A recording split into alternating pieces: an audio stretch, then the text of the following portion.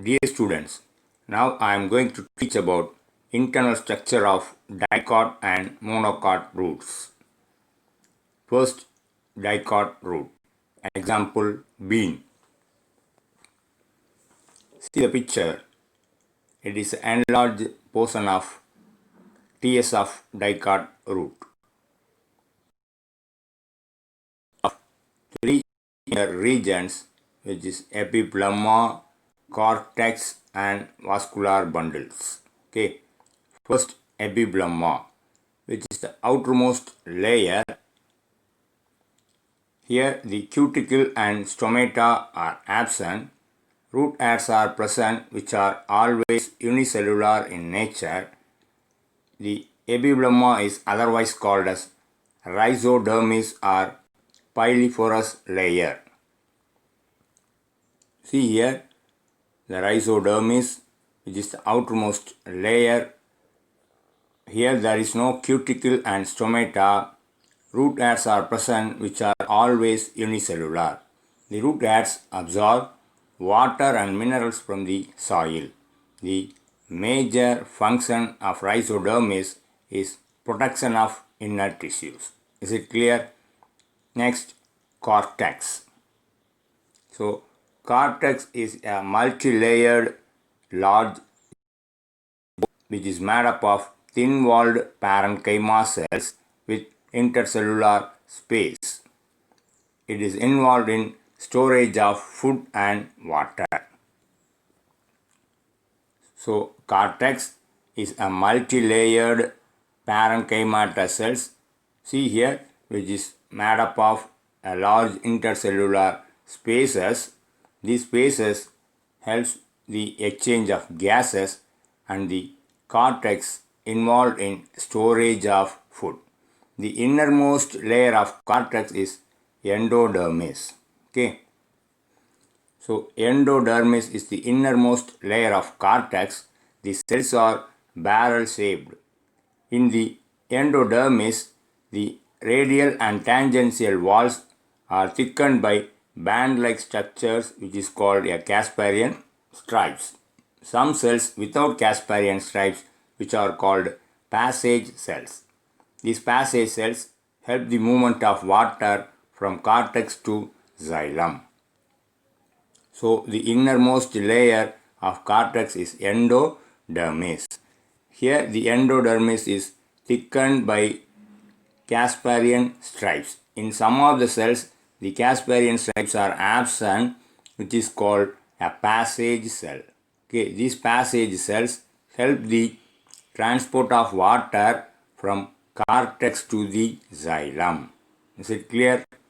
Then inner to the endodermis, there is a stele is present. The stele is composed of pericycle and vascular bundles.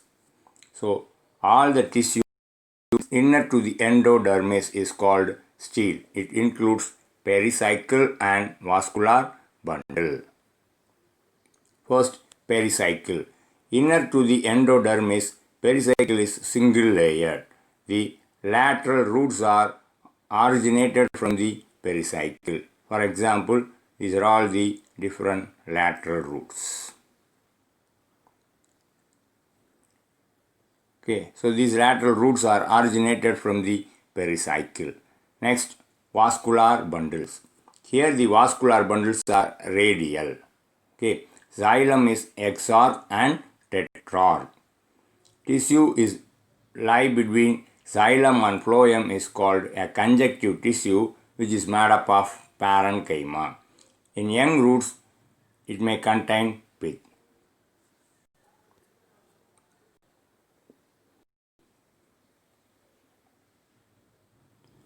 So, inner to the endodermis, the pericycle is present, which is made up of single layer. Then lateral roots are originated from the pericycle. In vascular bundle, the xylem is tetrarch. That means it appears like four arms. So protoxylem vessels are four armed, so which is called tetrarch. Here the protoxylem is found at the periphery and the metaxylem towards the center. So which kind of xylem is called exarch? Here xylem and phloem is arranged in different radii. So this kind of vascular bundles are called radial. Xylem conduct water and phloem conduct food materials. Here there is no pith is present, but in young roots pith may found. Clear? Next, monocot root. Example, maize. Most of the characters are resemblance to the dicot features. Okay. Here the outermost layer is called epiplema or rhizodermis. The outermost layer which is made up of single layered. Here also cuticle and stomata are absent. Root hairs are unicellular and it absorbs water and minerals. This layer protects the inner tissues like cortex and stele. See the picture, which is the enlarged portion of monocot root maize.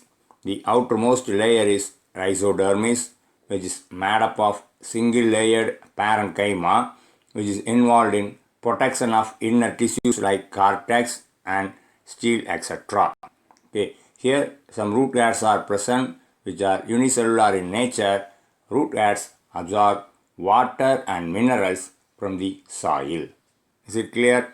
Next, the cortex. Here also the cortex is homogeneous in nature. So cortex is multi-layered and large zone thin-walled parenchyma cells with intercellular space. It is also stores food and water. So cortex is multi-layered large zone made up of parenchyma cells with lot of intercellular space which is involved in storage because of the presence of leucoplast. Okay. Then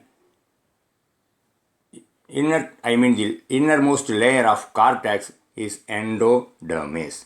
Here the cells are barrel shaped. Band-like thickenings in radial and tangential walls are present, which is called a Casparian strips. Some of the cells without Casparian strips, which is called a passage cells. It helps the movement of water from cortex to the xylem. You see here, the endodermis is the innermost layer of cortex. Here, which is made up of band-like thickenings. That thickenings are called Casparian stripes. Some of the cells, which is opposite to the protoxylem elements, which are thin-walled without Casparian stripes, these cells are called passage cells, which helps the transport of water from cortex to the xylem. Is it clear? Next, pericycle. A stele which is inner to the endodermis and pith. So all tissues inner to the endodermis is called stele. It includes pericycle, vascular bundle and pith. Pericycle is inner to the endodermis which is single layered. Okay. Here the lateral roots are originated. Next, vascular bundle. Here also the vascular bundle is radial in nature. Radial means xylem and phloem arranged in different radii. Okay. Then at xylem is exarch and polyarch. Tissues lie between the xylem and phloem, which is called a conjunctive tissue. Here the conjunctive tissue is made up of sclerenchyma. See here.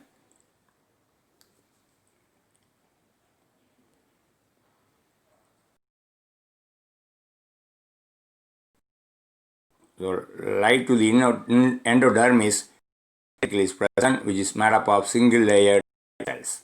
Okay. Then the xylem and phloem arranged in different radii, so which is called a radial vascular bundle. In all roots, protoxylem the periphery, okay, and the metaxylem towards the center. So which is called exarch condition. Okay, here there are many protoxylem elements are there. Okay, so this kind of xylem is polyarch xylem.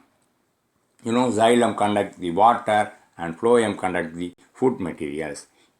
Then the centralmost region occupies the pith, which is made up of parenchyma cells which are loosely arranged involved in storage. Is it clear? Next, differences between monocot and dicot roots. The xylem of monocot root is polyarch, but in dicot roots which is tetrarch. See here, the xylem is polyarch, which the protoxylem cells are many, so which is called polyarch. But here there are 4 protoxylem elements look like that plus, symbol plus, so which is tetrarch, 4-armed. Then pith is usually large at the center in monocots, pith is absent in dicot roots. So pith is present here, there is no pith is found in dicots. Okay. In monocots, in dicots, metaxylem cells are generally polygonal.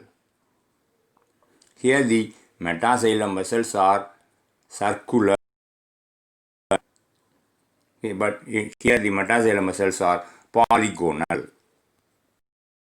Then conjunctive tissue is sclerenchyma in monocots, parenchyma in dicots. So the tissue between xylem and phloem is called a conjunctive tissues, here which is made up of parenchyma, and in monocots made up of sclerenchyma. Then there is no secondary growth in monocots. Secondary growth is generally present in dicots. Is it clear? That's all about the differences between dicot and monocot roots. Thank you.